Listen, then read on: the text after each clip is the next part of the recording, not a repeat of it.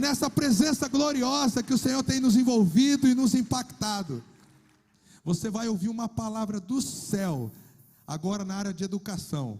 Ele é professor de história, antropologia, sociologia, ética cristã. Até peguei uma colinha aqui, porque senão eu erro. E ele é líder e idealizador do movimento FIRE universitário. Tem mestrado, está fazendo agora o seu doutorado. E uma voz que o Senhor tem levantado, não apenas em Brasília, mas nossa nação e também em outros países, que o Senhor tem levado ele para ser testemunho da glória do Senhor em outros lugares. Eu quero que você receba, mas com aplauso ao nome do Senhor, Gilberto Araújo, para vir aqui e ministrar o nosso coração. Que o Senhor te use de forma poderosa, ser bênção na nossa vida.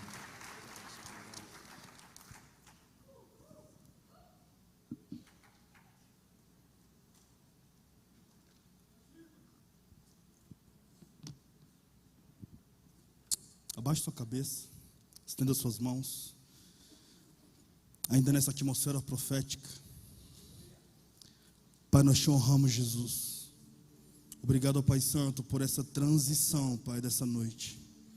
O nome dessa noite será lembrada como modeladores de culturas. E é isso que eu sinto confiadamente no meu espírito. Enquanto o Kaique ministrava, meu coração tremia diante de Jesus. Nessa noite, destinos serão ativados, pessoas serão despertadas. E eu vejo essa carruagem de transformação social vindo de forma muito poderosa. Pessoas que sempre se sentiram improváveis. O Senhor hoje starta uma nova estação, como um movimento de transição. Pai, nós te honramos, Jesus. Eu oro, Pai Santo, para que o Espírito que clama Abba, Pai, venha sobre nós.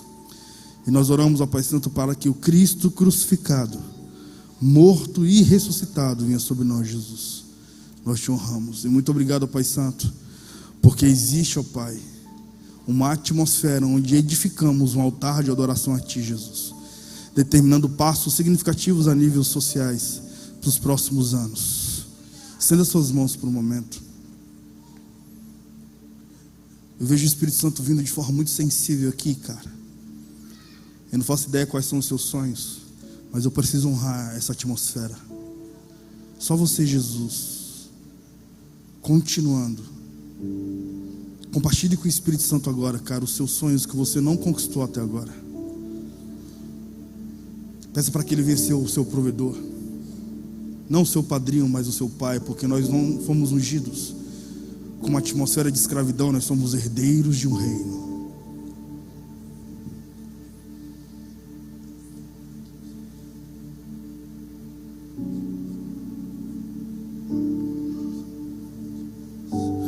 Nessa noite, Jesus pega órfãos e coloca em ambiente de família. Nessa noite, Jesus vem com devolução de dignidade e de honra. Muito obrigado, Pai, porque sim, a arte é uma carruagem de mudança cultural. Kaique, eu vejo Jesus vindo sobre sua vida. Estenda suas mãos sobre Kaique, ele está aqui ao canto. Eu vejo Jesus vindo sobre sua vida. Nessa noite, Jesus, Ele te transiciona de porção. Quantas vezes você não esteve sozinho, Kaique? O Senhor foi sua única companhia. Quantas vezes os ventos sopraram e o Senhor foi sua única rocha sólida. Eu vejo recursos vindo. Eu vejo premiações vindo. Eu vejo Jesus te possibilitando os próximos 10 anos. 10 anos. Nós estamos em 2019. Jesus te presenteia toda a casa da década de 20 como modelador de cultura. Eu oro, Pai Santo, para que o meu irmão não ande apenas com uma picareta, Pai Santo, e com instrumentos de transformação social nas mãos, mas eu oro, Pai Santo, para que onde ele for, que vida venha a ser gerada, que a luz reine, Pai, e brilhe. Eu vejo você sendo uma bússola, Kaique, direcionando destinos para uma geração. Quantos jovens tiveram um destino e um propósito depois se encontraram com você? Eu te adoro, Pai, porque Ele é aquele que exerce paternidade sobre uma geração de órfãos. E muito obrigado, Pai Santo. Quem diria que na nação a arte seria uma carruagem poderosa de proclamação do Evangelho? Nós te honramos nessa noite, Senhor. Esteja conosco e faça como o Senhor quer, em nome de Jesus. Aplauda o nome do Senhor, porque Jesus é bom.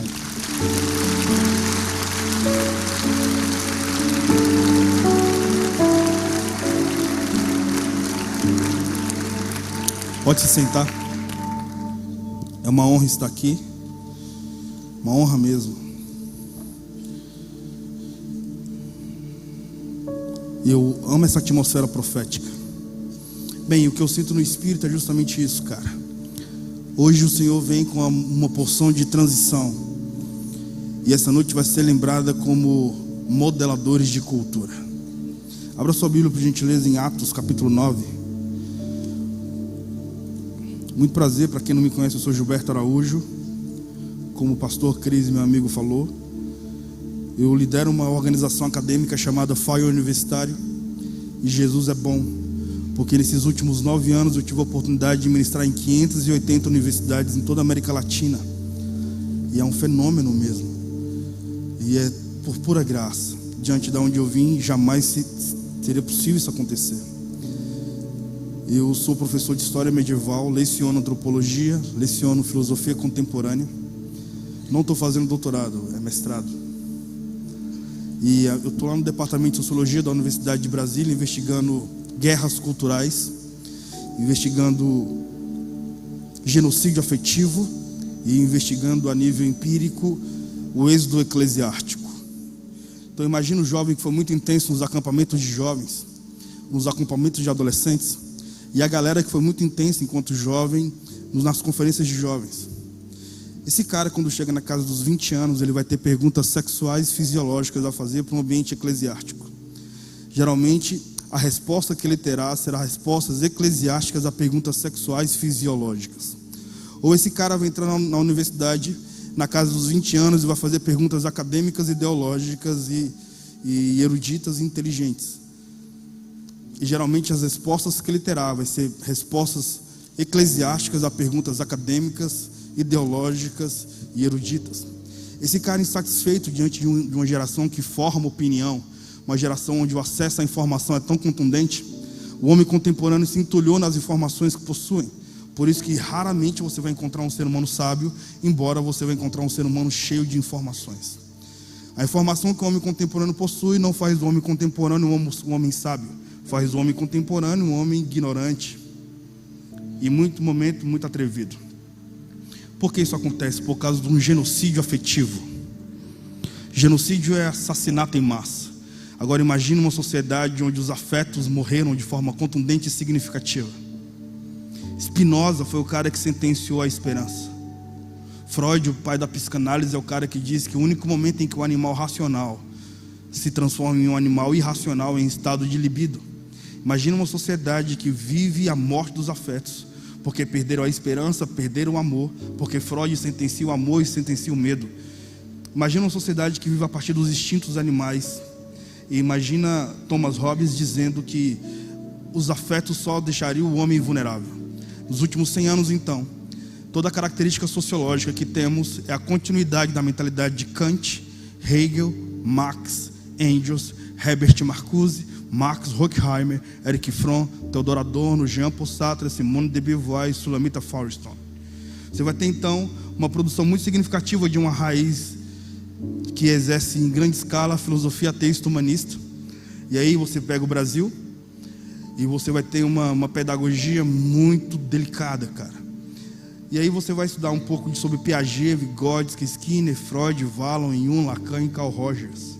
Os caras fundamentaram psicologia, psicanálise, pedagogia e andragogia. Você pega um pouco de tudo isso e faz um mix diante dos caras que fundamentaram pedagogia, junto com o tempero ateísta humanista. Você vai ter a era das movimentações sociais a partir da característica sociológica e fisiológica. Aí você vai ter o apogeu de 2013,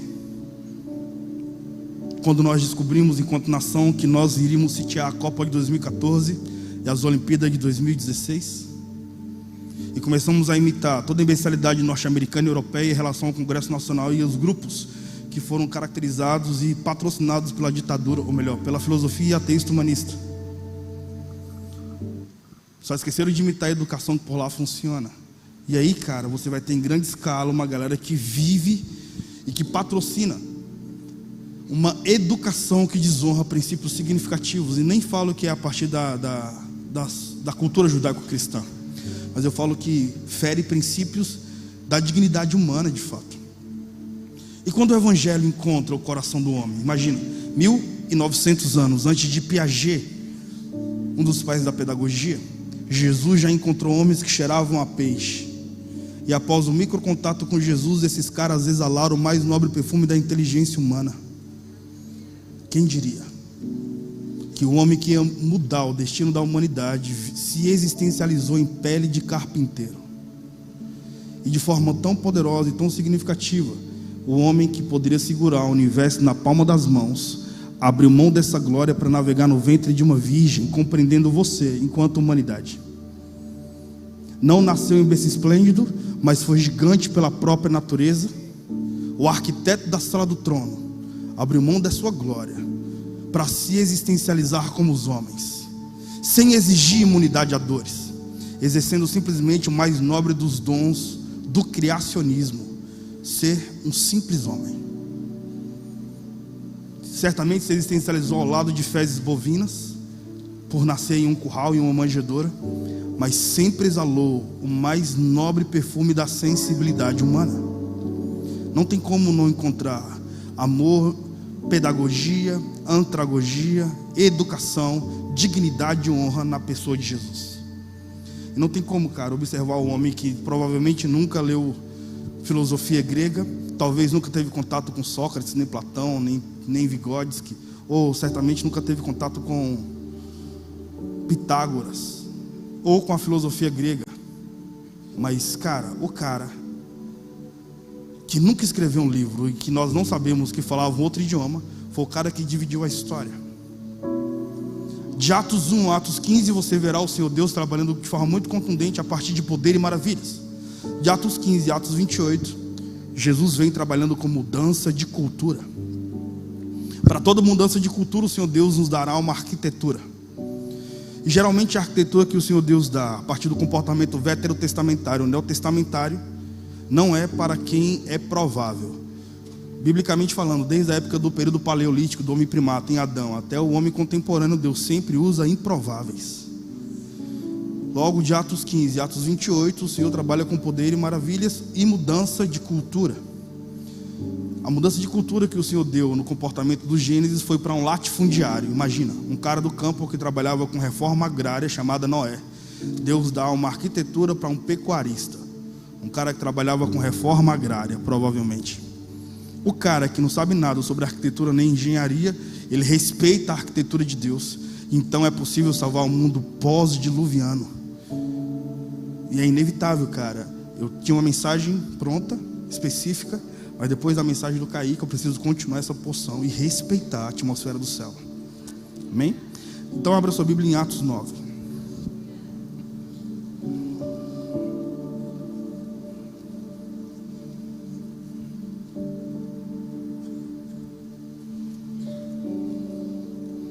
Versículo 1. Eu quero falar sobre um cara que mudou cultura. E como meu tema é educação, é inevitável não falar de educação primeiro, falando sobre o cara que mudou um comportamento grego para uma mentalidade cristã. Diz assim, Atos 9, versículo 1.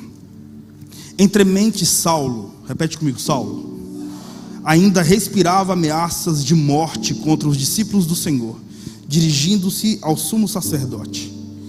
Pediu-lhe então cartas para as sinagogas, de maneira que eventualmente, encontrando ali homens ou mulheres que pertencessem ao caminho, o caminho do Senhor, no caso, o caminho com C maiúsculo, estivesse autorizado a conduzi-los presos a Jerusalém. Entretanto, durante sua viagem, quando se aproximava de Damasco, sente uma intensa luz: Saulo, Saulo, por que me persegues?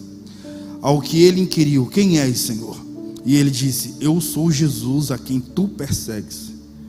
Contudo, levanta-te e entra na cidade, pois lá alguém te revelará o que deves realizar. Os homens que acompanhavam Saulo na viagem caíram emudecidos. Podiam ouvir a voz, mas ninguém via. Saulo ergueu-se do chão e, abrindo os olhos, não conseguia ver alguma coisa. Então, guiado pela mão, foi conduzido até Damasco. Por 3 dias esteve cego, durante os quais não comeu e não bebeu nada. Eu quero falar sobre educação e é inevitável não falar sobre Paulo.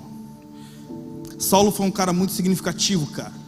Como nós estamos numa conferência que tem uma pitada de inteligência a mais, e é muito maneiro encontrar um evangelho inteligente, eu quero te influenciar então a você respeitar a inteligência de Deus, amém? Já que vivemos numa geração onde aplaude muito filosofia de Facebook, de Instagram, de redes sociais, que tal respeitarmos de forma significativa a inteligência de Deus? Então, quando você lê as Escrituras, eu quero te motivar a você não ler um versículo isolado. Não faça da palavra que gera vida um band-aid. Não, cara, leia o livro todo, como se fosse um versículo. Quando você lê o livro, se não for possível ler o livro, leia o texto todo. Se não for possível ler o livro todo, leia o antitexto, o contexto, ou melhor, o texto, o pós-texto. Estude sobre a sociologia do texto. Estude sobre a cultura da época, sobre a história, sobre o governo da época. E aí você vai ter então princípios básicos de hermenêutica. Saulo foi um cara muito interessante porque ele foi um dos homens mais significativos de toda uma sociedade de Israel. Não sei se você está ligado, cara, mas Alexandre, na época das embarcações, ele conquistou mais de 188 cidades alexandrias. Entre essas cidades ele encontrou algumas cidades que eram da circunvizinhança judaica, ou seja, que tinha cultura religiosa judaica. E Alexandre o Grande então ele conquista 3 cidades judaizantes, que foi Tarso, Gadara e Cariotes. Tarso então era uma geografia, e talvez você saiba, Alexandre o Grande era o cara que amava tanto a cultura grega, que ele é uma das personagens históricas responsáveis pelo movimento helenista. O movimento helenista era uma carruagem que continuava a cultura grega. Então Saulo era erudito simplesmente por ser de Tarso. Tarso era uma geografia onde certamente se lia Homero. E foi Homero que escreveu sobre Ulisses, foi Homero que escreveu sobre o cavalo de Troia, sobre Baco, que é Dionísio. Foi Ulisses que escreveu, ou melhor, foi Homero que escreveu sobre os deuses do panteão. Ou seja, certamente Saulo, só por ser de Tarso, ele tinha uma característica contundente a nível sociológico de entender o politeísmo. Só porque o cara era de Tarso, certamente ele também havia tocado na literatura de Sócrates. E muitos de nós sabemos que Sócrates foi o pai da ética. 3 frases marcaram Sócrates: quem somos, por que viemos e para onde vamos. Certamente ele sabia muito sobre ética. Quando você lê as cartas de Paulo, você vai ver que são as cartas mais éticas que dá start a uma civilização ocidental. Saulo sabia tanto sobre a filosofia grega que ele cita Epicuro, que cita uma frase grega, que é: tudo me é lícito, mas em tudo me convém. Não é uma frase de Paulo, é uma frase da filosofia grega. Certamente Saulo, só por ser de Tarso, tinha uma característica muito contundente. E certamente ele sabia muito sobre política. Provavelmente ele leu muito sobre Platão, que foi o pai das relações sociopolíticas. Sabia muito sobre jurisprudência, ele mesmo se autodefendeu várias vezes. Certamente ele leu sobre Aristóteles, que era biólogo, filho de médicos. E você vai ver então na porta de Platão uma frase dizendo: é proibido entrar aqui se você não souber matemática. Saulo foi um cara muito significativo a nível social ou a nível sociológico, só por ser de Tarso. Ele mesmo diz que enquanto a lei, o cara era perseguidor, o cara era fariseu dos fariseus. Ele diz: enquanto a lei, sou perseguidor, fariseu dos fariseus. Para ser fariseu, cara, o cara tinha que ter uma graduação na escola de Gamaliel. Ele tinha que saber sobre a filosofia do mundo mesopotâmico, daquilo que acabei de narrar. Ele também tinha que saber de forma muito significativa a historicidade e a teologia judaizante, e sem falar sobre toda a jurisprudência oriunda de Moisés. Isso é um fariseu, um cara que tinha uma graduação na escola de Gamaliel. Há quem diga que Gamaliel foi um homem, e há quem diga que Gamaliel foi uma mentalidade, como existe, por exemplo, Calvino, ou a mentalidade calvinista. Só que ele disse que ele é fariseu dos fariseus, ou seja, o fariseu dos fariseus. Além de ter uma graduação na escola de Gamaliel, o cara tinha certamente um pós-doutor com carimbo do imperador romano. Ou seja, ele era um cara extraordinário por ser de Tarso. A geografia fala muito sobre quem você é. A geografia onde ele nasceu, se existencializou, era uma geografia muito importante. A função dele, sociológica, que era fariseu dos fariseus, também falava muito sobre ele. E esse cara, para como não bastasse, cara, ter esse perfil social e antropológico tão fascinante, o cara ainda era da genealogia do único rei da tribo dos benjaminitas, que foi Saul. Por isso que seu nome era Saulo. Saulo então foi o cara, sim ou não? Esse cara foi bizarro, mano. Saulo então foi incrível a nível social. Ele sabia quem era Deus, sim ou não? Obviamente sim, ele não sabia. O cara era doutor nas características judaicas, mano. O cara sabia de forma tão significativa sobre o judaísmo, que o cara ousou em pegar o alvará jurídica para prender aqueles que adoravam esse tal Jesus. Esse cara que sabe quem é Deus, segundo o texto, o cara que fala que sabe quem é Deus e tenta defender o reino de Deus a partir da moralidade e a partir de discursos conservadores, a partir da característica judaicizante. O cara que fala que sabe quem é Deus só tem um contato com Jesus depois que cai do cavalo e fica 3 dias na escuridão. Você pode saber quem é Deus, cara, a partir da sua religião evangélica. Agora você, quando tem contato com Jesus, é inevitável, você começa a ver o mundo como o mundo de fato é. E Saulo viu o mundo como o mundo de fato era, escuro. Ao cair do cavalo, fica 3 dias vendo o mundo como o mundo é. O fato é que a luz de Jesus, quando brilha, cara, sei lá, traz um impacto emocional muito profundo em Saulo, a ponto de um terrorista começar a temer. E essa é a principal pedagogia de Jesus, cara: derrubar conhecedores de Deus dos cavalos, para quando você tiver contato com Deus, você nunca se esquecer que Jesus nasceu numa manjedoura, não em um berço esplêndido. E aí Paulo, após que é desconstruído, e isso é muito pedagógico e extremamente relevante, depois que Saulo é desconstruído, o nome dele muda, e não apenas a identidade do cara muda, mas o cara diz, mano, porque teve um contato contundente com Jesus, ele diz: estou indo a Jerusalém, sabendo que cadeias e prisões me esperam, e vou disposto a morrer, porque estou sendo guiado pelo Espírito. Aí você vai ver ele escrevendo as cartas. A primeira produção de cartas do apóstolo Paulo vem através do ano 50. E quando Paulo começa a escrever, sobretudo no governo de Nero, na década de 60, você vai ver um cara mudando completamente a cultura grega. Como pode, cara? Um cara, um cosmopolita, um cara muito erudito, que sabia sobre toda a característica antropológica de um continente todo, porque tem um micro contato com Jesus, muda de forma completa a sua própria existência. E por causa de um micro contato em Damasco, ele teve impacto tão profundo em sua existência que o cara começa a trazer uma nova pedagogia que mudou a mentalidade grega para uma mentalidade cristã.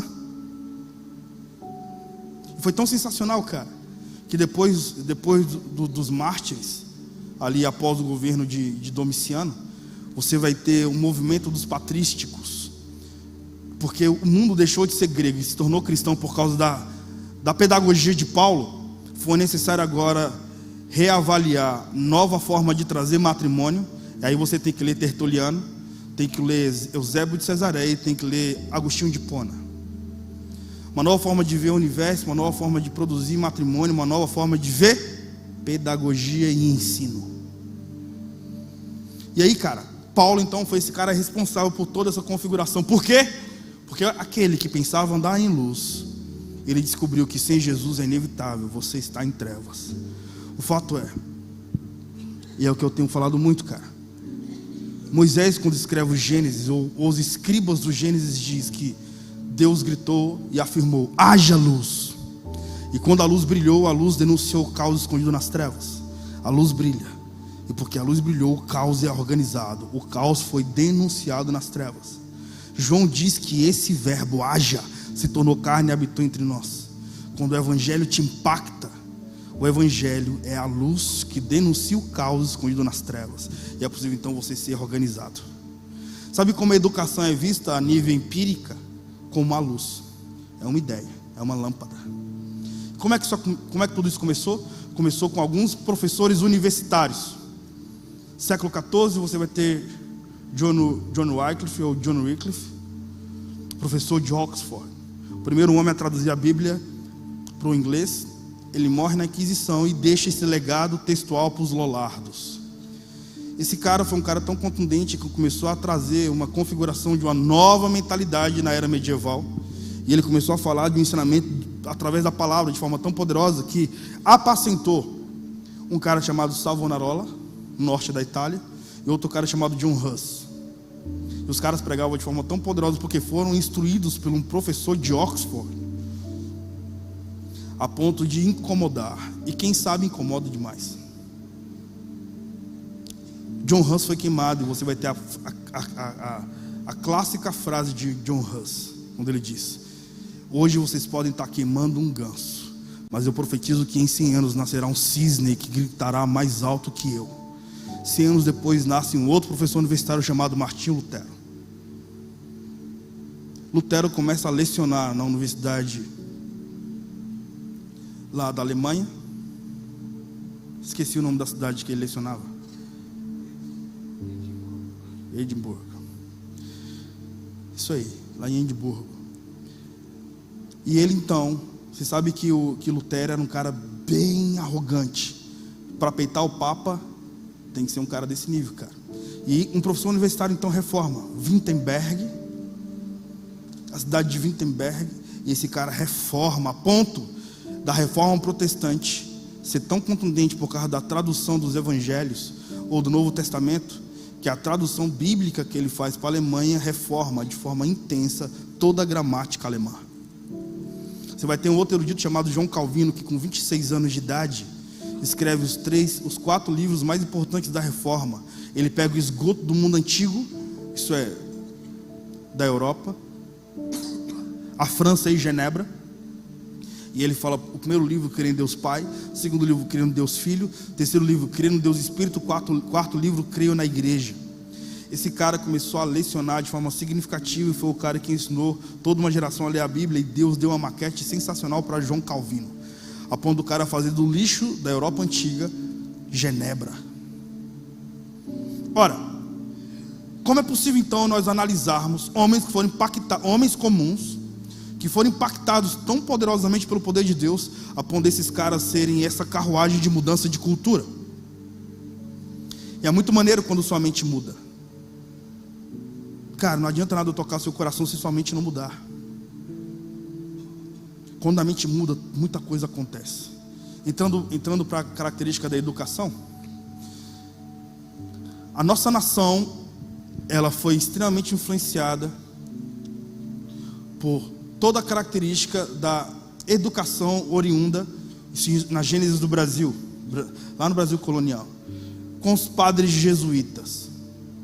Lembrando que os navios negreiros tinham muitos negros oriundos da África, e eles começaram a ser catequizados pelos padres jesuítas. E muitos desses caras começaram a receber a pedagogia dos padres jesuítas. Alguns tiveram um micro contato com a literatura por causa das literaturas dos jesuítas. A religião afrodescendente une com a religião cristã romanizada, chegando no Brasil e se transformando em candomblé. Uma religião afrodescendente com pigmentações cristãs, porque teve uma fusão da característica antropológica cultural da crença dos padres jesuítas com a cultura afro. Nos Estados Unidos aconteceu de forma muito diferenciada. Nos navios negreiros não tinham padres jesuítas, tinham missionários moravianos, quáqueres e anabatistas. E muitos desses missionários se vendiam como escravos para pregar para escravos, e eles começaram a trazer uma pedagogia bíblica bem interessante, oriundo dos caras que reformaram a Europa no século XVI. Aí você vai ter uma cultura sendo reformada, transformada de forma significativa. Quando os negros iam para as senzalas, aqui no Brasil, e eles eram espancados pelos senhores de engenhos, as costas mutiladas, precisavam de tratamento médico. Quem cuidava desses caras eram as tias de terreiro, ou as mães de santo. Nos Estados Unidos, enquanto os missionários moravianos pregavam, os anabatistas pregavam, os caras que evangelizavam nos navios negreiros, os caras já saíam da temporada do navio, já com um pastor negro ordenado. Quando os caras então eram espancados pelo senhor de engenho, eles iam até o pastor negro, que também era escravo. Aí você vai ter o avamento da Rua Azusa, que foi evidenciado por um avamento vindo de escravos negros, de muita segregação. E aí, cara, que enquanto os negros norte-americanos eram espancados, Eles começavam a clamar, e veio então a música Soul, a música da alma. E os caras declamavam a nível pedagógico: da linda pátria estou bem longe, cansado estou. Passarinhos, belas flores querem me encontrar. Aí você vai ver o evangelho trazendo uma configuração de mudança de cultura a partir do sofrimento. E isso é inevitável, não trazer a expressão de poesia. Enfim, cara, ao longo do tempo, sobretudo no século XIX, após o apogeu da era industrial, você vai ter uma expressão muito contundente de uma filosofia ateísta humanista oriunda de uma mulher chamada Mary Wollstonecraft. Alguém conhece ela? Dizem que é uma das raízes significativas do movimento feminista. Mary Wollstonecraft é mãe de Mary Shelley. Alguém conhece Mary Shelley? Não? Alguém já ouviu falar do livro Frankenstein? Então, foi escrita por Mary Shelley. E Mary Wollstonecraft foi a mãe de Mary Shelley. Duas feministas do século XIX, na Inglaterra, que começaram a trazer uma afirmativa sociológica pelos direitos sociais, os direitos civis para mulheres. Direito a voto, direito a salário, direito a sair para a rua. Mary Shelley começa a ler o túmulo da mãe quando a mãe morre. E quando ela escreve a obra Frankenstein, na verdade ela fala sobre ela mesma. Frankenstein é um doutor que faz uma criatura, que na verdade a criatura é o pedaço de vários seres humanos. E ela começa a falar sobre o poliamor, que foi significativo a partir do cara que ela se apaixonou, que foi o Mr. Percy Shelley, um literário muito significativo. Mary Shelley só tinha 16 anos, Mr. Percy Shelley só tinha 20 anos. O cara já tinha 6 filhos e era o maior literário da Inglaterra. Ora, toda a pedagogia oriunda do século XIX, do século XX, veio a partir de uma filosofia ateísta humanista, oriunda de uma característica social, de revolta social, de afirmativas sociais, que foram muito influenciados por Kant, e aí depois por Hegel, como eu falei, por Marx. Século XX pela Escola de Frankfurt, Max Horkheimer, Erich Fromm, Theodor Adorno, e os caras começaram a modelar a cultura. E aí, cara, quando você chega no Brasil, você começa a ver uma influência muito significativa, cara, através da Semana de Arte Moderna. Pós Primeira Guerra Mundial, o mundo está em caos por causa de um tapa na face de um cara. A Guerra Mundial acontece. Agora imagina, o mundo está em caos e ninguém tem identidade. Um grupo de literários brasileiros se reúne em São Paulo e em alguns outros municípios, sobretudo em Minas Gerais, mas também em São Paulo, principalmente em São Paulo, e começa a pensar literatura, pedagogia, ciência, arquitetura. Oscar Niemeyer só tem 9 aninhos e participou das reuniões. O que é Brasília? Cidade onde eu moro. Brasília é a consequência da Semana de Arte Moderna, sobretudo sua arquitetura pós-moderna. Se você for em Brasília e desse um rolê comigo, você ia ver que eu te apresentar a história de Brasília a ponto de você arrepiar a cabeça, brother. Verdade. Ora, já parou para pensar então que você está em 2019 e daqui a 3 anos você vai comemorar 100 anos da Semana de Arte Moderna? E a educação que nós recebemos em nossa nação, ela se vulnerabilizou porque ela foi bem tendenciosa. Parte 2 da administração é essa que eu vou entrar, e vou finalizar na parte 3, porque eu tenho um cronômetro ali me oprimindo.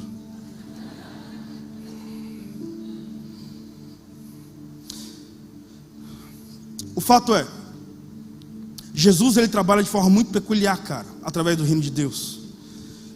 Eu aprendi sobre a palavra faculdade com 21 anos, acredita? Eu escrevi um livro chamado Não Sei Discipular Anjos. Nesse livro, Deus me deu a oportunidade de catalogar 69 mil estudantes universitários que foram alcançados de 2010 até 2018. De 2010 até 2019 são 80 mil estudantes alcançados. Agora, Deus sempre vai usar pessoas improváveis. Sempre, cara. A minha mãe foi mendiga até os 9 anos. Meu pai foi em uma facção criminosa do Comando Vermelho. Meu pai foi assassinado no meu aniversário de 3 anos. Minha mãe ficou sem possibilidade de criar 3 filhos. Infelizmente órfã, viúva, começou a traficar drogas. infelizmente foi presa por tráfico internacional de drogas, formação de quadrilha. Mais de 5 pessoas foram presas. Isso caracteriza uma formação de quadrilha. E minha mãe foi presa em 91, saiu definitivamente da cadeia em 2014. Eu fiquei, cara, quando um ente querido vai preso, toda a família vai presa. Eu passei a minha vida toda visitando minha mãe na cadeia. Órfão de pai, mãe presa, uma irmã mais velha 1 ano, uma irmã mais nova 1 ano. A educação para mim se tornou um messias social. Foi o que me impulsionou. Quando eu tinha 6 anos de idade, eu pensava que maconha era um perfume, assim como meu amigo faz assim antes. O Anderson também. O pai do Anderson, o Anderson é um discípulo, é do time sênior do Fire, é um homem de Deus. O Anderson pensava que o perfume do pai era maconha. E o pai ensinou ele a fumar maconha. Cabuloso. Agora imagina o que o evangelho pode fazer quando encontra a monstrificação social e a orfandade. O que o evangelho faz quando encontra um ser humano órfão? A potencialidade que temos, cara, na sensibilidade existencial que possuímos e a empatia que nós temos na impotência do outro. Cara, o Senhor faz desse sujeito o pesadelo do inferno, mano. E assusta de forma muito peculiar. Então, com 6 anos de idade, eu encontrei uma buchinha de maconha no chão e pensei que era perfume, porque todo mundo do gueto de Brasília tinha cheiro de maconha. Então, fui na torneira, enchi a mão de maconha e de água, cheirei, estava bem perfumado de maconha, catinga de cannabis. Peguei a parada e passei no corpo. Fui para a escola, cheirando a maconha. A tia me empurrou da portaria, falou para o coordenador pedagógico, foi até a minha sala de aula e me caguetou. Cheguei na sala de aula, a professora olhou para mim e falou: "Você está fumando maconha, rapaz?" E eu bem ingênuo, 6 anos de idade, cara. Fumando não tô não, tia, mas passei no pescoço. Ela abaixou, perguntou onde estava minha mãe, disse que estava presa. Ela visivelmente se emocionou, pegou minha mão e me levou para a sala de coordenação pedagógica. Lá, ela me ensinou tudo sobre droga, tudo sobre sexo. Aquele dia eu descobri que eu estava abandonado. Comecei a chorar, eu tive um batismo de consciência. Quando eu comecei a chorar, ela gritou comigo: "Para de chorar, rapaz! Chora não! Sua vida não vai ser fácil. Repete comigo: eu vou ser um grande homem. Bora, repete, rapaz!" E eu chorando, como é que eu vou repetir? Com aquela opressão toda, quando eu estou perfumado, finalmente ninguém me elogia. Descubro que aquilo é errado, descubro que eu passei droga no corpo. E eu gritei: eu vou ser um grande homem, chorando. Quando a frase saiu assim, a voz está embargada, ela me abraçou e falou assim: "Você vai estudar. E quando sua mãe sair da cadeia, você vai devolver a honra para ela." E aí minha mãe se converteu em 92 dentro do presídio, porque uma senhora faleceu. No dia do velório, essa mulher ressuscitou. Essa mulher pregou para minha mãe. Minha mãe ganhou mais de 280 mães de santo para Jesus dentro do presídio. Eu ouvi mais sobre Jesus no colo da minha mãe presa do que ouvi nos maiores pregadores do Brasil. E aí, cara, me converti aos 8 anos, também na Assembleia de Deus. Quem cuidou de mim foi as tias de coque. Amo os tiazinhos de coque, mano. Amo, brother. Quando eu me converti no dia 12 de fevereiro de 1994. Fui batizado nas águas no dia 13 de abril de 1997. As tias me ensinaram a ler a Bíblia de 2 em 2 anos de joelhos. Elas me ensinaram a tomar banho 5 minutos, no máximo. Porque se Jesus voltasse, se eu estivesse nu, eu ficava. Eu sou dessa época. Eu sou da época que não podia chutar a bola, porque a bola era o ovo do diabo. De verdade, eu não sei jogar futebol até hoje por causa daquelas tias incríveis. E aí elas me ensinaram a ler a Bíblia de 2 em 2 anos de joelhos. E li, cara, dos 8 aos 10, 10 aos 12, dos 12 aos 14, 14 aos 16, 16 aos 18, 18 aos 20, 2 anos para ler a Bíblia é muita coisa. Dos 20 aos 21, 3 vezes, 22 aos 23, 3 vezes, e hoje não interessa a idade que eu tenho. Enfim, cara, quem é o Gil então? Eu sou fruto das orações de senhoras que nem sabiam ler, mas oravam: Pai, leve Gilbertinho para uma universidade. Com 21 anos de idade, cara, eu tinha feito um ensino médio muito ruim e estudava, melhor, eu trabalhava no estacionamento de um shopping. Foi muito delicado, cara. No estacionamento de um shopping, eu lia, imagina, só ficava eu e aquele vão no estacionamento, só carros. Eu trabalhava 12 horas por dia, ganhava R$250 por mês. Tinha uma folga por semana. E aí eu li muitos livros. Eu lia 4 livros por semana, cara. Mergulhei lendo livros. Eu tenho um amigo que um cara muito sofrido. Interessante é que dor conecta dor. Esse cara, ele foi fruto de um programa. A mãe dele era garota de programa. A mãe dele faleceu, o pai não o assumiu e ele ficou órfão, cara. Uma tia da mãe dele assumiu ele. E o cara foi o melhor aluno do Enem em 2005. Ganhou 100% de bolsa e fez faculdade de Direito. Hoje ele é promotor da República aqui em São Paulo. E ele ia para a faculdade, caminhava 10 km na faculdade, e a faculdade dele ficava ao lado do estacionamento. E nós sempre conversávamos sobre os literários que ganharam o Prêmio Nobel de Literatura da América Latina. Você sabe que teve um cara só que foi indicado ao Prêmio Nobel da Paz no Brasil, que foi Marechal Rondon. Dele veio o nome Rondônia, o estado de Rondônia. Esse cara está entre os 4 maiores desbravadores da humanidade. Entre eles, o descobridor do Polo Norte, o descobridor do Polo Sul, Neil Armstrong, um cara que pisou na Lua, e Marechal Rondon, que caminhou 77 mil quilômetros só para colocar fios de teleféricos no Pantanal brasileiro e no sertão brasileiro. Seria mais ou menos 2 voltas a pé até na Terra. E Albert Einstein indicou esse cara para ser o cara que iria concorrer ao Prêmio Nobel da Paz. E ele se tornou o maior desbravador em terras tropicais. E conversávamos muito sobre essas paradas, mano. Imagina, que loucura, né, mano? Imagina você estar no estacionamento, bem humilde. Rapaz, tu ficou sabendo que Albert Einstein indicou um brasileiro para o Prêmio Nobel da Paz? Tipo, desconexa a parada. Ele sabia, inclusive. Aí, cara, a gente conversava assim. Teve um dia que ele chegou em mim e falou assim: Gil, por que você não faz faculdade, cara? Eu estava entrando nos meus 22 anos. Eu falei, cara, o que significa a palavra faculdade? Bota fé que eu vivi isso, mano.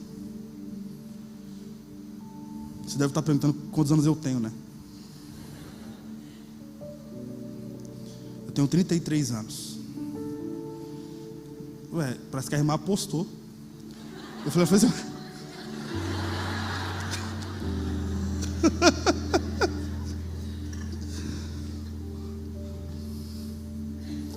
E aí, cara, eu falei pra ele, cara, o que significa a palavra faculdade, mano? Ele, tu não sabe? Eu falei, cara, desculpa, eu não sei. Ou seja, eu saí, qual foi a minha educação que eu recebi no Brasil? Irrelevante. Tão ruim, mas tão ruim, que eu não fazia ideia o que significava a palavra faculdade. Aí ele falou pra mim, Gil, faculdade é uma geografia acadêmica. Quando você estuda, você tem cursos acadêmicos para ter uma profissão social. Aí eu fingi que entendi. Aí ele, então eu faço direito, cara. E eu estudo as leis do Brasil e tal. Cara, diante de Deus, eu era tão ingênuo, mano. Foi tão ruim a minha educação que eu perguntei para ele, e o esquerdo, eu estudo o quê, mano? Ele, não, Gil, são os direitos sociais a partir da jurisprudência, a partir da Constituição. Aí eu também fingi que entendi. Ele me deu uma apostila para eu estudar para concurso público de Brasília. E naquele dia ele me matriculou no vestibular, cara. É um jovenzão. Se eu te mostrar a foto dele, você vai falar assim, é esse cara? É esse cara. E aí, cara, eu entrei na faculdade com 22 anos. E meu coração mudou completamente, cara. O avivamento que o Senhor derramou em 2010 foi tão poderoso, tão eloquente, tão fenomenológico, que eu subi nas praças de alimentação das universidades e pregava para a galera. Foi tão intenso que eu vi, cara, várias universidades em Brasília recebendo avivamento e conversões em massas em praças de alimentação. Quando eu terminava de ministrar em cima da cadeira ou da mesa na praça de alimentação, eu chamava a galera para o canto, e foi assim que nasceu os núcleos FIRE universitário. Pequenos grupos, pequenas reuniões. Eu fiz isso em 30 faculdades do Brasil. Perdão, de Brasília. Aí eu, cara, chapado. Imagina, eu tinha acabado de me formar em História. Tinha começado uma pós-graduação em Antropologia, tudo lato sensu. Fiz uma pós-graduação em História do Cristianismo Antigo, que deu acesso a história medieval, me permitiu lecionar a história medieval. E aí, eu chapado, formado em história, mas apaixonado por Jesus, porque quem foi os meus fundamentos foram as tias de coque e minha mãe presa. Aí é inevitável não lembrar de Einstein, quando ele disse: se cheguei até aqui, foi porque me apoiei no ombro dos gigantes. E eu creio nos profetas sem nome, mano. Se você quiser crescer para cima, se fundamente, mano, cresça para baixo. Adquira raízes profundas. E quando você crescer 2 degraus, diminua 4 em humildade e simplicidade. Quando você crescer 4, diminua 8. Crescer 8, diminua 16. Seja igual a Jesus, cara. Jesus colocou a glória dele em xeque ao confiar a glória dele a homens corruptíveis como nós. E aí, foi tão incrível que rolou, que eu fiz 5 mochilões na América do Sul. Fui a Córdoba na Argentina, Paysandú no Uruguai, Santa Cruz de la Sierra na Bolívia, Potosí, Iuni, Cochabamba, Sucre, Santa Cruz de la Sierra. Fui a Samaipata, fui a Cusco. Eu fiz toda a peregrinação do Império Inca. Fui sozinho, velho. Fui animal. Indico, vá. Tu não vai se desviar não, mano. É animal. Só que eu estava chapado e vim novamente sendo pioneiro na minha nação de uma nova forma de pregar o evangelho dentro das universidades. Eu sempre ministrei assim. Na verdade eu era um pentecostal bem intenso até 2010. Se fosse 2010 eu estava assim: olha, porque o Senhor veio sobre mim e a palavra. Eu era de verdade, diante de Deus, mano. Jesus me configurou, literalmente. Ou me desconfigurou para eu ministrar para acadêmicos. Fui na América do Sul. Meu primeiro mochilão foi tão intenso, estava tão apaixonado por Jesus, mano. Eu falo, diante de Deus, era tão incrível. Eu falo era, porque eu nunca mais dei esse rolê. Eu vou terminar de contar. Quando eu pregava nas universidades, eu conheci muitos brasileiros que estudavam medicina fora, porque não conseguiam passar no vestibular do Brasil. Eu pagava um valor muito barato de R$300, R$400 no máximo para estudar. Mas eram pessoas muito castigadas pela vida. Mulheres, garotas que faziam programas para pagar a faculdade. Conheci muitos estudantes universitários que são garotas de programas. E muitos caras que passavam no Fantástico, porque traficavam droga na Bolívia, ou na Argentina, ou no Paraguai, eram brasileiros, 19 anos. Eu visitei muitos presídios, cara. Tanto no Brasil, quanto fora do Brasil, visitando estudantes universitários presos. E aí meu primeiro mochilão foi tão intenso, que auditórios em massa se convertiam, cara. Sério, era fenomenológico. Foram 2.700 estudantes de medicina alcançados no primeiro mochilão. Fui sozinho. No segundo mochilão eu batizei uma porcentagem dessa galera nas águas. No terceiro mochilão eu ordenei um cara pastor. No quarto mochilão eu fui a Machu Picchu, chapado em Machu Picchu. Desci e falei, vou fazer mestrado sobre os primatas da América. E estava convencido disso, estava apaixonado pelo Império Inca. Saí do sítio arqueológico de Machu Picchu, fui para a estação do trem. Lá tinha um Wi-Fi. Dia 12 de dezembro de 2014, essa data nunca mais vai ser esquecida por mim. Meu telefone tocou e era minha irmã. Minha irmã disse, Gil, minha mãe acabou de sair da cadeia. Eu lembrei da minha professora. E falei para ela, então iniciou uma temporada de devolução de honra. De 2014 para cá, eu tenho exercido paternidade sobre minha mãe e minhas irmãs. E tudo isso por causa do evangelho, obviamente. E a educação que encontrei gerou em mim sensibilidade. Ora, a minha educação só foi relevante por causa de Jesus, obviamente. E eu fui aquele clássico brasileiro nato, órfão de pai, que cresci no gueto de Brasília, escutando Racionais MCs e tendo Mano Brown como aquele que exerceu paternidade sobre minha orfandade. Então todas as vezes que escutava Nego Drama, Racionais, capítulo 4, versículo 3, as músicas do Brau, mano, os olhos enchiam de lágrimas. De verdade. Então imagina, se eu fosse aquele cara que se humilha no sinal, por menos de R$1, minhas chances eram poucas. Mas se eu fosse aquele moleque de touca, que engatilha e enfia o cano dentro da sua boca, de quebrada sem roupa, você e sua mina, 1, 2, nem me viu, já subi na neblina, mas não, permaneço vivo, não sigo a mística, 27 anos contrariando a estatística, seu comercial de TV não me engana, não preciso de status nem fama, seu carro e sua grana já não me seduz, e nem a sua mina de olhos azuis. Eu sou apenas um rapaz latino-americano apoiado por mais de 50 mil manos. Efeito colateral que o seu sistema fez. Racionais, capítulo 4, versículo 3. Ouvia isso, chapava na minha infância, mano. Ia pro presídio, sabendo que droga era proibido por causa do Brau. Da minha professora primeiro. Não peguei em arma por causa do Brau. E aí começou o nego drama. Minha história é tão sofrida que daria um filme. Uma negra e uma criança nos braços, solitário, na floresta de concreto e aço, veja. Vim da selva, sou leão, sou demais pro seu quintal. Já ouviu falar de Lúcifer? Que veio do inferno como orar um dia? Então, no Carandiru ele é só mais um, comendo rango azedo e com pneumonia.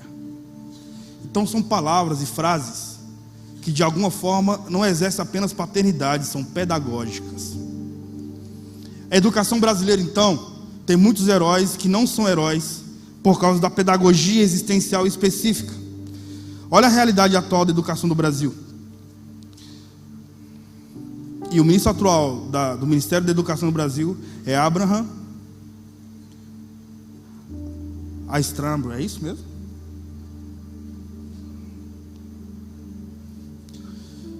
Segundo o Ministério da Educação, um estudante de uma universidade federal custa em média R$35 mil por ano. Um estudante da universidade federal no Brasil, ele custa aos cofres públicos R$35 mil. E 90% dos estudantes que entram na universidade desistem. O Brasil ocupa hoje o 53º lugar em educação no mundo. Entre 65 países avaliados. O PISA, Programa Internacional de Avaliação de Estudante, afirma isso.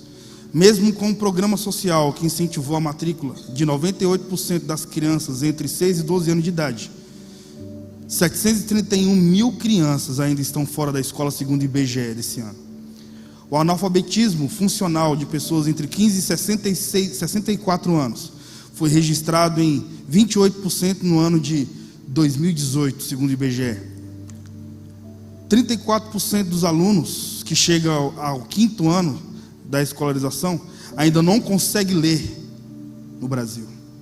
20% dos jovens que concluem o ensino fundamental, que moram em grandes cidades, não dominam o uso da literatura e nem da escrita. Os professores recebem menos do que o piso do salário existencial e social que o professor merece receber. Os principais problemas da educação no Brasil hoje são alguns. Eu queria destacar alguns, para você entender a importância que a igreja tem. Não como terceiro setor, mas como quarto setor. Imagina, cara, a força de escutar uma palavra como essa. A palavra que foi ministrada pelo Kaique. Uma palavra, cara, um abraço de uma senhora de coque. Que na minha época eu me converti e não tinha esse time de adoração incrível. Era coral de pandeiro, mano. E o louvor era relampeia, sapateia, pega fogo. Jerusalém, que bonita é, ruas de ouro, mar de cristal. Há uma roda de fogo entre nós, essa roda de fogo é Jesus. Principais problemas da educação no Brasil na contemporaneidade. Primeiro, muitas faculdades e universidades não preparam o professor para a realidade de sala de aula. Segundo, baixa remuneração dos professores de ensino básico, principalmente da educação pública. Falta de um sistema que beneficie os profissionais mais eficientes. Terceiro, carência em sistemas eficientes de aperfeiçoamento, capacitação e educação continuada para os professores. Ou seja, a treta da educação no Brasil está na raiz. E quando a raiz é boa, todo o resto vai ser, mano. Agora, para tocar nos professores é inevitável, tem que tocar na política. É inevitável, mano. E Platão foi o pai das relações sociopolíticas. Platão diz que política é o contrato entre duas ou mais pessoas Maquiavel já disse que política é o contato entre o homem e a cachaça social, a política partidária. Maquiavel diz que política partidária é uma cachaça social, e os que vivem política partidária podem morrer de cirrose. Ora, como então é possível tocar na raiz sem se embriagar? Por isso que a reforma protestante foi poderosa, cara. A reforma protestante não foi patrocinada pela política. A reforma protestante foi patrocinada por um poder de movimento de transição social intercontinental. Animal, velho. Quarto, currículo pouco interessante para os alunos, ou desconectados da realidade do jovem brasileiro. Quinto, baixa participação dos pais na vida escolar, dos filhos e nos assuntos da escola. Sexto, burocracia em excesso na administração escolar. Oitavo, investimento público insuficiente para atender às qualidades necessárias educacionais. Depois, elevados índices de repetência, principalmente em regiões mais carentes.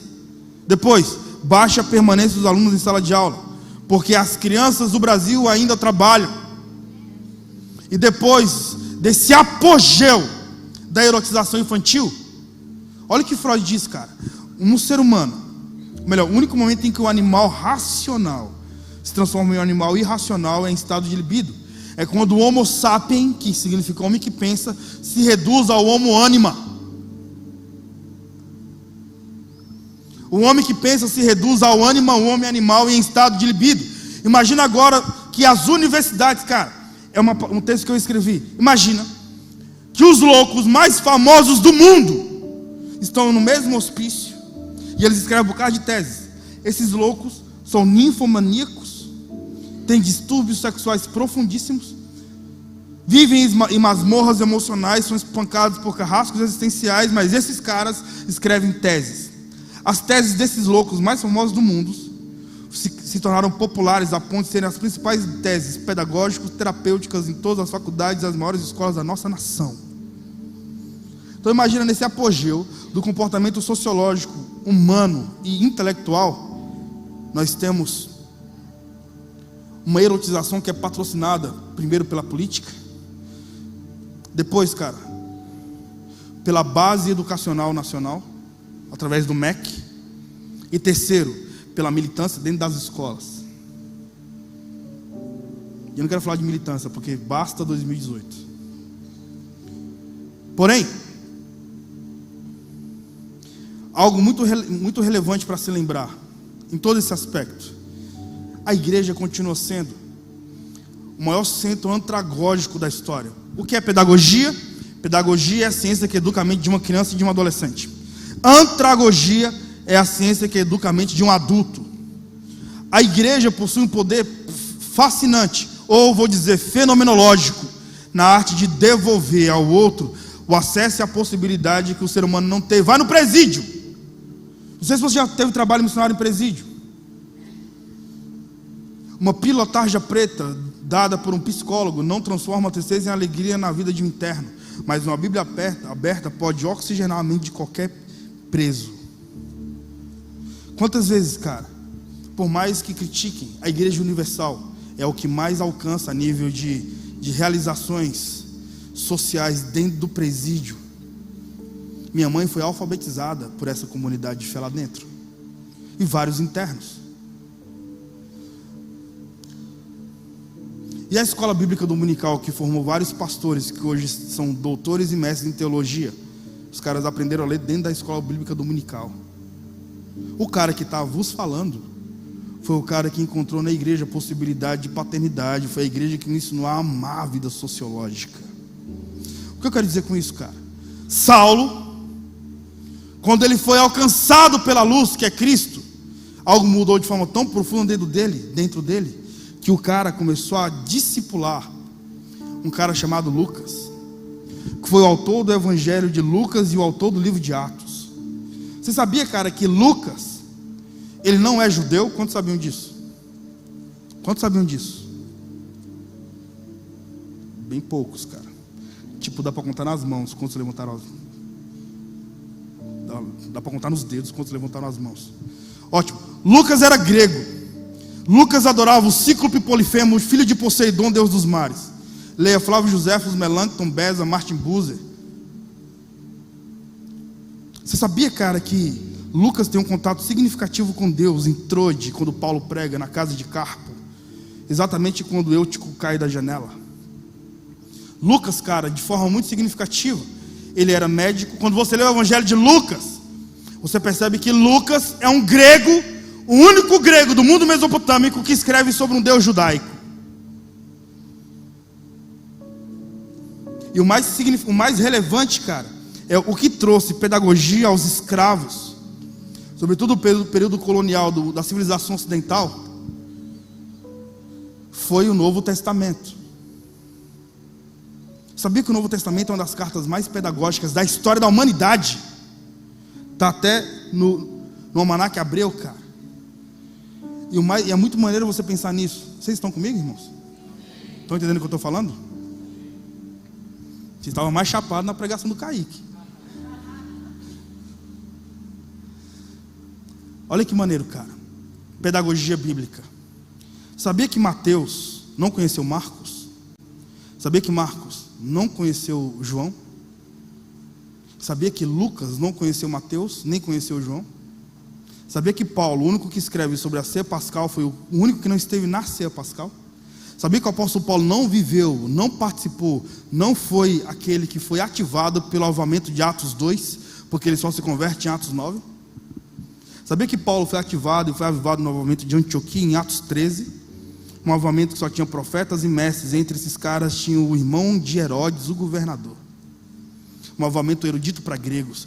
O cara que muda a cultura não foi impactado por um avivamento de poder e maravilhas. Ele foi impactado por um avivamento que tinha mestres e profetas. Eu estou falando de Atos 13. Na igreja em Antioquia só existiam mestres e profetas. É óbvio que a porção de Atos 2 foi aquilo que ativou a porção da igreja de Antioquia. Isso é inquestionável. E eu quero reafirmar isso. Porém, cara, o Novo Testamento é muito maneiro, porque dos 4 evangelhos, Mateus, que é Levi, Mateus, Marcos, Lucas e João, o evangelho de Lucas foi o único evangelho que não foi escrito para uma comunidade de pessoas. O evangelho de Lucas não foi escrito para uma comunidade, uma igreja. O evangelho de Lucas foi o único livro do Novo Testamento, junto com o livro de Atos, que foi escrito para um cara chamado Excelentíssimo Teófilo, que provavelmente, possivelmente, foi o reitor da Universidade de Alexandria, a mesma universidade onde o Lucas se formou em medicina. Quantos sabiam disso? Como é que você sabe disso, Gil? Está na Bíblia aí, sabia?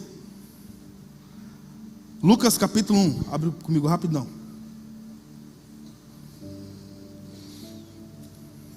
Ou seja, o que é o evangelho de Lucas? Um artigo científico. É um relato ordenado. É uma espécie de um coletivo de vários documentos. Imagina o que é ter documentos vivos. E esse cara, Lucas, vai até esses micro, macro documentos, pega os relatos e escreve então um artigo científico ou um relato ordenado. Lucas 1, versículo 1 diz assim. Todos encontraram? Tendo em vistas que muitos já se empenharam em elaborar uma narrativa histórica sobre os eventos que se cumpriram entre nós, conforme nos transmitiram os que desde o princípio foram testemunhos oculares dos fatos e servos dedicados à palavra, eu, Lucas, pessoalmente investiguei tudo em minúcias, a partir da origem, e decidi escrever-te um relato ordenado, ó excelentíssimo Teófilo. O que é o evangelho de Lucas então? Um relato ordenado, ou seja, um artigo científico, que foi escrito para um reitor, ou provavelmente, ok? Possivelmente um reitor, mas o que se sabe de fato de Teófilo, é que ele foi um erudito na cidade de Alexandria. Lembrando que em Alexandria existia uma das 7 maravilhas do mundo antigo, que era a Biblioteca de Alexandria. Ou seja, Lucas escreve um evangelho para um cara extremamente erudito e relevante no mundo antigo, cara. Teófilo. E essas cartas foram muito contundentes, mano, para gerar avivamento em grandes escalas em várias nações da terra. Perdão. As principais universidades do mundo foram formadas e configuradas, literalmente, cara, para expressar o reino de Deus.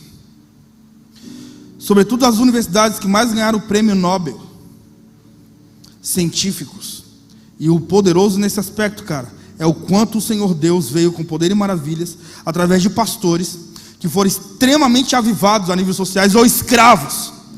Escravos que eram senhores, ou melhor, que eram servos de senhores de engenho, e os escravos, por causa dos evangelhos, ganharam seus senhores. E esses senhores, por causa dos escravos que tiveram, se tornaram patriarcas das maiores universidades cristãs do mundo. Meu Deus, isso é poderoso demais, mano. Para você ter noção, olha isso. A universidade para mim, Gil, que é a universidade para você? Cara, para mim as universidades não são cemitérios de cristãos. Para mim as universidades são os maiores campos missionários da contemporaneidade. Imagina um cara, mano, cheio do Espírito Santo de Deus, que domina aquele conteúdo do professor. E além de dominar, ele fala de forma muito significativa e erudita diante da matéria da aula. E além de falar, o cara chora quando sente a presença de Deus. Nós precisamos de intelectuais que choram, mano. De gente que é sensível ao Espírito Santo de Deus, mas que também pensa. Olha só. As maiores universidades do mundo foram fundadas por cristãos, sendo várias delas criadas como instituições com fins de educação religiosa. Esse fato é uma constatação empírica que vai contra a tese de que a fé e religião e ciência são empecilhos para caminharem de mãos dadas. Olha isso, cara. Harvard tem 47 prêmios Nobel. MIT, 78 prêmios Nobel. Tudo universidade cristã.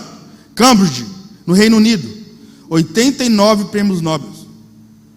Oxford, no Reino Unido também, 48 prêmios Nobel. Stanford, 27 prêmios Nobel. Princeton, 36 prêmios Nobel. Chicago, Universidade de Chicago, 87 prêmios Nobel. Yale, nos Estados Unidos, 49 prêmios Nobel. Universidade de Colômbia, lá em Nova York, 82 prêmios Nobel. Olha isso, cara. Como as universidades foram fundadas. A Universidade de Stanford foi fundada em 1885 pelo casal protestante Lane e Jane Stanford, onde a Igreja Memorial de Stanford, onde são realizadas as cerimônias religiosas, está localizada no centro do campus, onde a universidade herdou o nome na data do dia do batismo nas águas de seus fundadores. Demais, cara. A Universidade de MIT está localizado no estado de Massachusetts, fundado por colonizadores cristãos puritanos.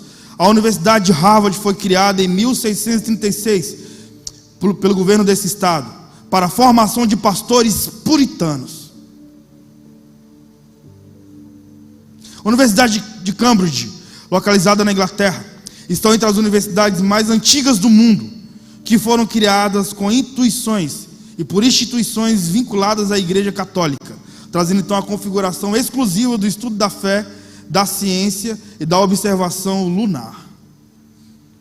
A Universidade de Princeton foi fundada em 1746 por 7 presbiterianos, liderados pelo pastor William Tennant, a partir de um seminário teológico presbiteriano criado em 1726 pelo próprio pastor. A Universidade de Chicago foi criada em 1856 como instituição de ensino batista. A Universidade de Yale foi fundada em Connecticut em 1701 por um grupo de 10 pastores congregacionais, liderados pelo pastor James, e eles tinham a fundamentação do estudo analisar o comportamento mental, humano, social, por causa do batismo com o Espírito Santo. Que loucura, mano! Você imagina? Então, vamos ficar vendo como é que o povo chapa? A gente vai escrever. E a gente vai analisar também como era a vida social dele depois de chapar. Ou seja, as maiores universidades do mundo têm raízes cristãs, cara. E aí que o poderoso em tudo isso, eu quero finalizar o meu sermão. porque parece que paralisar o relógio ali, isso me anima muito, mas eu não sei como é que está o seu coração. Eu espero que você esteja recebendo a palavra, amém? Bem, nesse momento é o que eu quero te dizer. Há milhares de jovens em todo o mundo, mas eu quero falar da nossa nação, nesse exato momento. Existe um profundo avivamento nas universidades dessa nação, cara. Quem diria, eu dei um rolê em várias universidades, 580 universidades, cara, nem eu acredito nisso, mano. O FAI agora vai fazer uma conferência em novembro. Eu vou estar lançando meu segundo livro, se chama Graça Ensandecida, Adoradores no Território Acadêmico, onde eu falo o quão poderoso foi esses últimos 10 anos. As minhas maiores experiências foram dentro das universidades, sobretudo a Universidade de Brasília. Local bizarro, mano. Bem interessante. Imagina, qual é a fragrância da Universidade de Brasília, da UNB? É só você somatizar. Um forte cheiro de suor, caatinga de suor, com intensa caatinga de maconha. Quando você chega, fala assim, isso aqui é a UNB, mano. Pior que é verdade.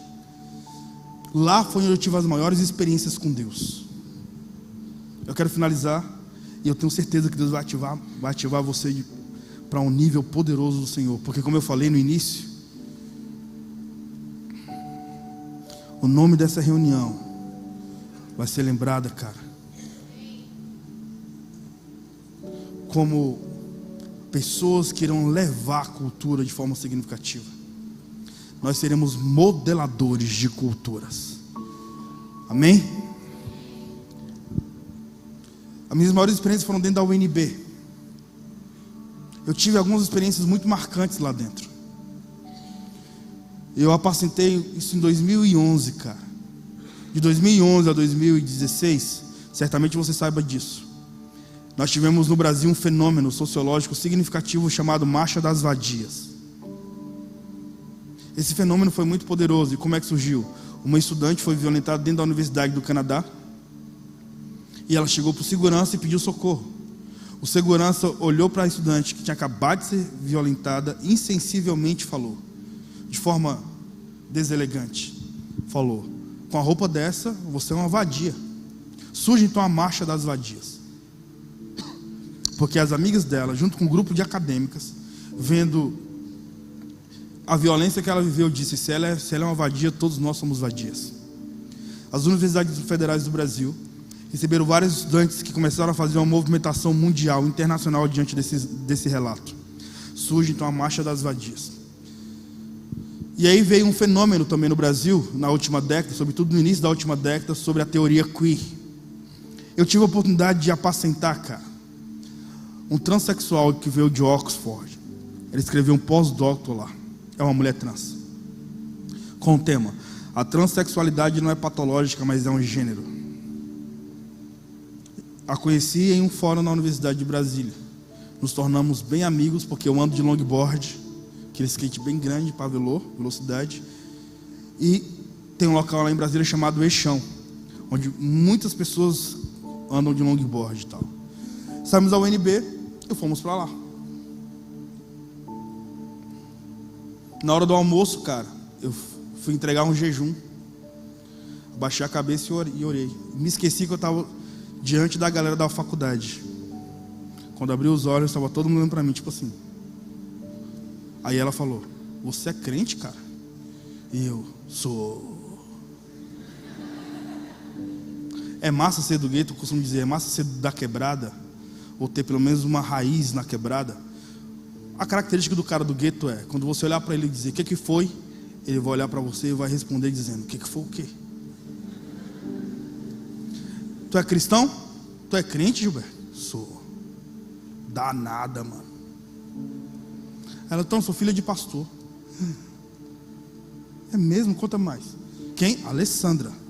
Veio de Oxford, escreveu um pós-doutor sobre dizendo: a transexualidade não é patológica, mas é um gênero. Naquele momento, era a pessoa que escrevia os discursos de Jean Willis, uma das principais militantes, eruditas demais, dentro da universidade, cara. Ela falou: então, na década de 90, eu era violentado no banheiro da igreja. Compartilhei com meu pai, o cara que fazia isso comigo era o cara que financiava algumas ações da igreja. O pai me reuniu o conselho da igreja, me excluiu, me tornei órfão de pai vivo e órfão de pastores. Quem me assumiu foi a comunidade GLS da época, que hoje se tornou LGBTQ+. Assumiu de forma tão poderosa, tão significativa, que cuidou da educação de Alessandra. Alessandra foi enviada para Oxford. Década de 90 se tornou uma voz significativa a nível de mestrado e doutorado. Palestrou no mundo todo. Quando você sentou comigo para conversar sobre a dor, eu entendi a graça do Evangelho. O Evangelho não te chama para você ser apático, nem antipático, e nem ser simpático. Sabe o que é simpatia na psicologia? Simpatia na psicologia significa um sentimento sem produção, ou sentimento sem efeito. Psicologicamente, a palavra simpatia significa a esmola dos sentimentos. O Senhor nos convida para sermos empáticos em dentro. Você compartilha sua dor, e sua dor agora é nossa. Porque só é possível entrar em ti quando tu se esvaziar de ti, para que eu caiba em ti, para que sejamos nós. Só é possível tu entrar em mim quando eu me esvaziar de mim, para que tu caiba em mim, para que sejamos nós, cara. Para quando sentarmos à mesa encontrarmos um pai que é nosso, não um pai que é teu, nem um pai que é meu. Porque se você me apresentar o pai que é teu, com certeza eu vou me sentir órfão na casa do pai que é teu. E se eu te apresentar o pai que é meu, talvez você se sente órfão no pai que é meu. Que tal nos esvaziarmos para quando nos encontrarmos, nós sentarmos à mesa e encontrar o pai que é nosso? Por quê, Gil? Porque a mesa onde Jesus senta, cara, é a mesa onde Jesus é rei. Na mesa onde Jesus é rei, se senta filho de princesas e filhos de escravos. Nessa mesa, todos nós somos chamados de reino e sacerdotes. E aí, cara, eu comecei a ouvir a Alessandra. E comecei a pregar na conferência grande, tipo, com 30 mil pessoas, na cidade de Anápolis.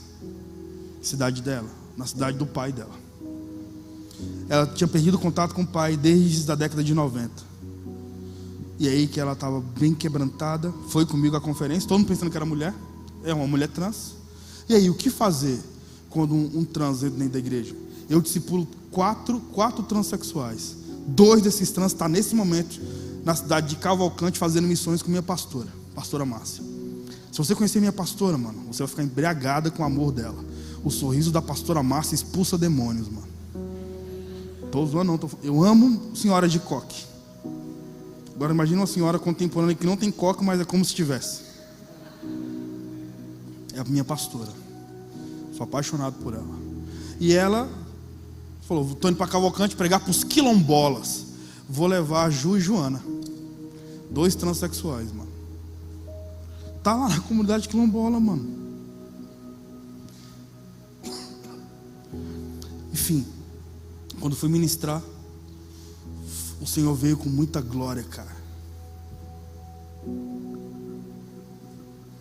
O pai dela veio me cumprimentar, chorou, me abraçou. Senhorzinho de cabelos brancos, eu amo os cabelos brancos. De repente ele ouviu: oi, pai. Quase 20 anos sem ver o filho, cara. O pai olha, se quebranta. O filho, que agora é filha, não tem como voltar atrás, é filho, e aí?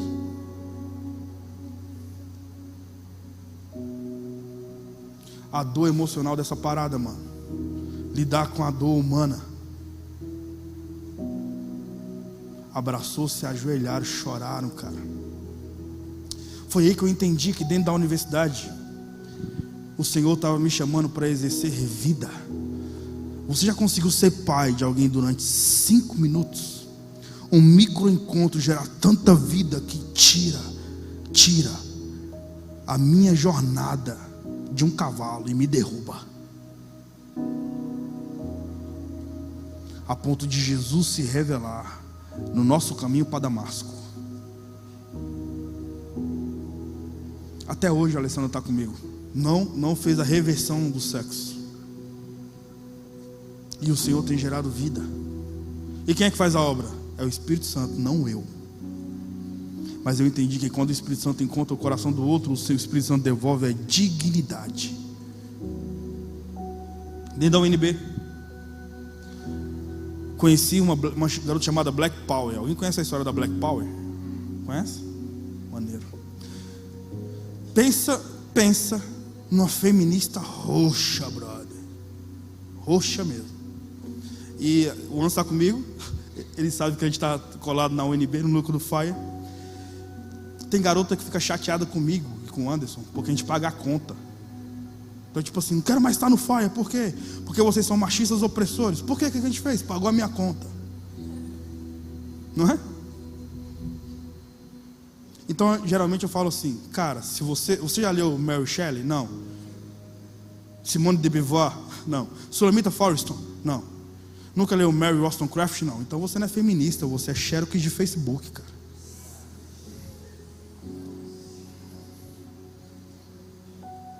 Ah, você é machista, você está sendo machista. Só porque eu estou falando que você não leu? Isso é um ato opressor. E aí, cara, conheci Black Power. E Black Power foi legal porque eu conheci ela quando fui chamado para escrever projeto de educação. Imagina, eu que não fui tão educado no ensino médio, escrever projeto de educação para o ensino médio. Que devolução de honra, né, mano? Conheci Black Power, uma feminista roxa. Na Universidade de Brasília fazia manifestações com a placa dizendo: o útero é meu e o órgão genital também. Quantas vezes eu vi ela sem sutiãs, mostrando as axilas peludas? Ela era carequinha como eu, mas era chamada de Black Power por causa das axilas peludas, mano.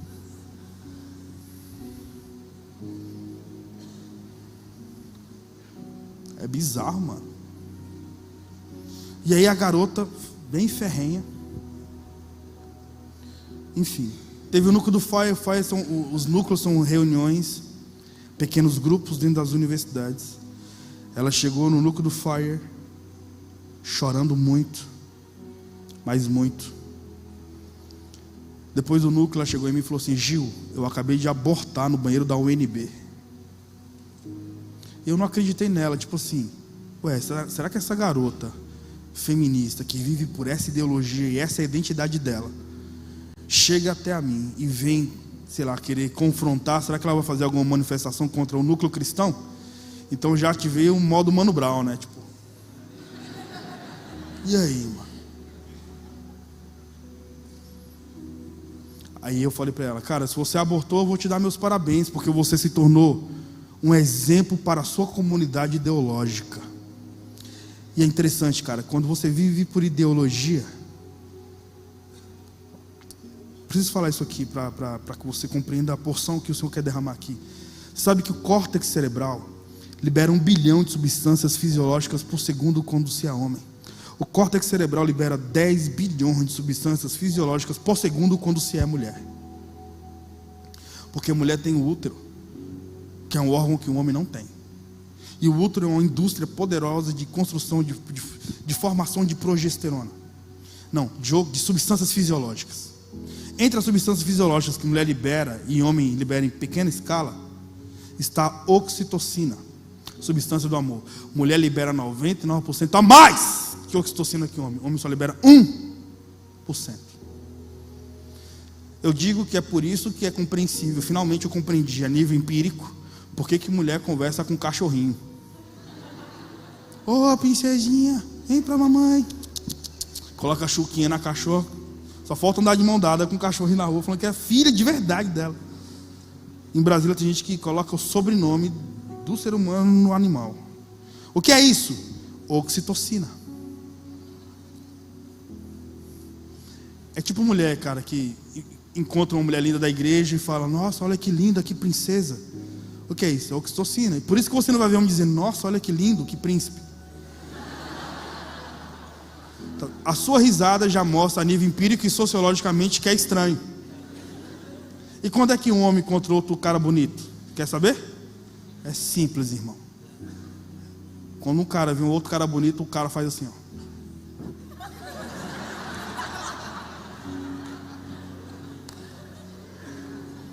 Aí vira para quem está do lado, sobretudo se for namorado, esposa ou noivo, e diz: Tá vendo aquele cara ali? Não gostei daquele cara.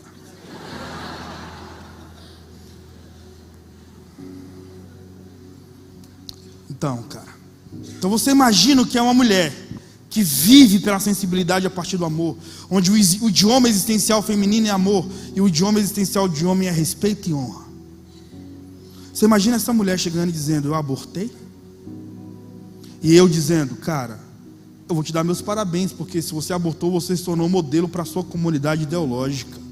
Ela chorou, cara, porque quem vive pela ideologia acaba sendo enganado. Porque, cara, a fé enxuga lágrimas, a ciência não enxuga lágrimas, mano. E quando a treta vem, mano, ora por mim, claro que eu vou orar. Só que o Senhor quebrou meu senso de moralidade com Black Power. E aí ela chegou em mim, chorando, viu que eu não havia respeitado ela. Ela abriu a mochila dela, tirou um papel higiênico, abriu e me mostrou o feto, cara. E perguntou para mim: Gil, será que Jesus pode devolver o feto para o útero? E a resposta foi unissonante, cara. Disse: não, não pode, filha. Então comecei a chorar, quebrantado. Primeiro chorei arrependido, dizendo: cara, Jesus me perdoe, eu estou sendo como Pedro. Malco veio até Jesus e Pedro, que significa a igreja, que usa a espada, que é a palavra. Quando Malco chegou até Jesus, Pedro pegou a espada e feriu a orelha de Malco. Então imagina Jesus olha para Pedro e diz: ei Pedro, abaixa a espada, mano. Pare de viver pelo discurso e viva pela sabedoria. Porque a ferida que Pedro fez em Malco, Pedro foi impotente na arte de curar. Logo, a ferida que a igreja faz na sociedade, a igreja é impotente na arte de curar. Malco foi um ferido por Pedro, ferido pela igreja, mas curado por Jesus, não pela igreja, não por Pedro. Isso não sou eu que digo, são os 4 evangelhos. E aí, cara, ela pegou, abriu e eu chorei. E ela perguntou: será que Jesus pode devolver o feto para o útero? A resposta que dei foi: não, não pode, filha. Não pode. Porque infelizmente você não deu a oportunidade desse feto se tornar uma criança. Porque infelizmente nos próximos 20 anos você não vai ter o privilégio de ouvir um homem ou uma mulher te chamando de mãe. A verdade é que esse filho no seu colo, esse feto na sua mão, é o megafone de Deus te chamando para o arrependimento. Diz para ela: cara, se você tem útero, significa que isso é bom. Afinal de contas, tudo que Deus fez é bom. Te vejo casada, cara. Te vejo sendo mãe. Você já conseguiu ser o céu no inferno de alguém? O remédio na dor de alguém? Nesses últimos 9 anos, diariamente é o que eu faço com estudantes universitários em várias universidades do mundo. E assumi Black Power. 2016, eu tive a honra de casar Black Power. 2019, Black Power é mamãe de 2 crianças lindas. Porque quando o evangelho encontra a mente de um erudito, o evangelho faz Saulo de Tarso cair do cavalo.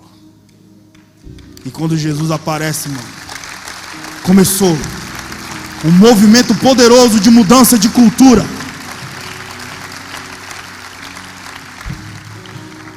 O Senhor nos desperta hoje, porque existe um avivamento poderoso em campos universitários. Existe um avivamento poderoso em escolas. Só que você precisa se despertar para ir lá. A seara é grande, mano. Nós estamos finalizando 2019, 2020. Uma transição de cultura e filosófica virá. Não temos professores de história, de filosofia, de sociologia para ensinar para os meus filhos, para os seus filhos. Mas eu te digo, cara, uma galera que está crescendo para baixo e ainda não apareceu. São ainda profetas sem nomes e heróis sem medalhas. Os caras estão fazendo das universidades seus maiores campos missionários. E nós veremos a glória do Senhor brilhando, porque Jesus sempre deixou uma lanterna acesa na história. Hoje Jesus te transiciona. Existe um movimento de transição poderoso aqui nessa noite. E o nome dessa noite é: o Senhor olhou para nós e o Senhor nos tornou modeladores de culturas. Fica em pé em nome de Jesus.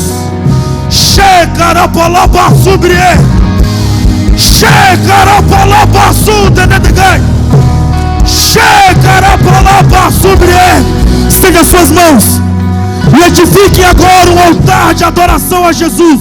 O Senhor virá com uma porção poderosa hoje.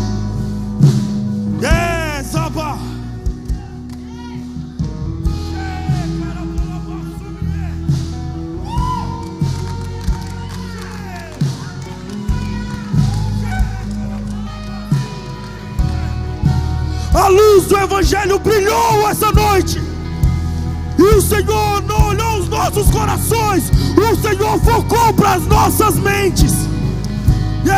Se o Senhor falou com você, e se você acredita que você será uma voz para os próximos 10 anos, 20 anos, e que você diz: Senhor, eu sou um modelador de cultura, sai do seu lugar e vem aqui à frente, porque Jesus finaliza essa noite com um movimento poderoso de transição. Chega na palavra sobre somente em ti não vou ser abalado. Vou construir minha vida em ti. Tu és meu fundamento. Eu vou confiar somente em ti. Não vou ser abalado. Santo, és incomparável, és inigualável. Abre os meus olhos, Senhor, mostra quem tu és e enche o meu coração do amor que faz mudar o mundo. Santo, és incomparável, és inigualável. Abre os meus olhos, Senhor, mostra quem tu és e enche o meu coração do amor que faz mudar o mundo. Eu vou construir chave dentro. Tu és meu fundamento. Me escutem. Chegará para sobre ele. Os que estão aqui à frente fiquem em pé. Os que vieram aqui à frente ficam em pé. Estenda as suas mãos. Estende as mãos. Chegará para sobre ele. O Senhor, nesse momento, transiciona vocês. Há pessoas que irão ser escritores de livros. Outros serão aqueles que vão trabalhar com moda. Outros serão aqueles que irão escrever as novas fábulas infantis. Jesus transiciona uma galera na alma. Estende as mãos.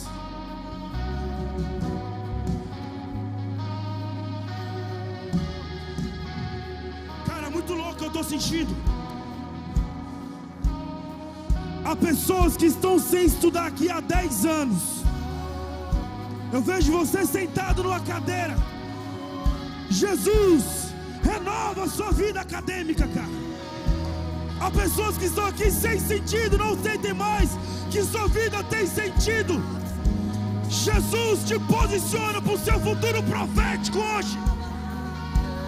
Chegou a nossa hora, igreja. Essa é a nossa hora. A hora de reformar o Brasil. Somos os reformadores da nossa sociedade. Sejam cheios do Espírito Santo.